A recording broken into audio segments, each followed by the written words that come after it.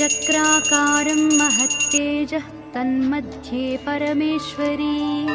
जगन्माता जीवधात्री नारायणी परमेश्वरी व्यूहतेजोमयी ब्रह्मानन्दिनी हरिसुन्दरी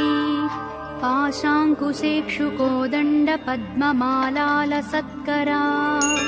दृष्टा त्वां मुमुहुर्देवाः प्रणेमुर्विगतज्वराः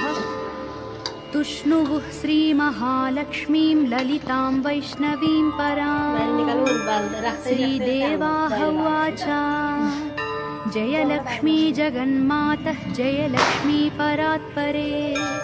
जय कल्याणनिलये जय सर्वकलात्मिके जय ब्राह्मी महालक्ष्मी ब्रह्मात्मिके परात्मिके जय नारायणि शान्ते जय श्रीललिते रमे जय श्रीविजये देवीश्वरि श्रीदे जयर्धिधे नमः सहस्रशीर्षायै सहस्राननलोचने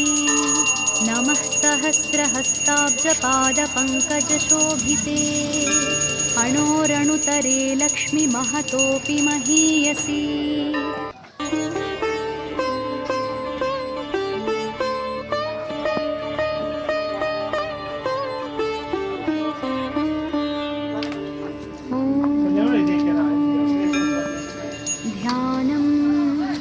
चक्राकारं महत्तेजः तन्मध्ये परमेश्वरी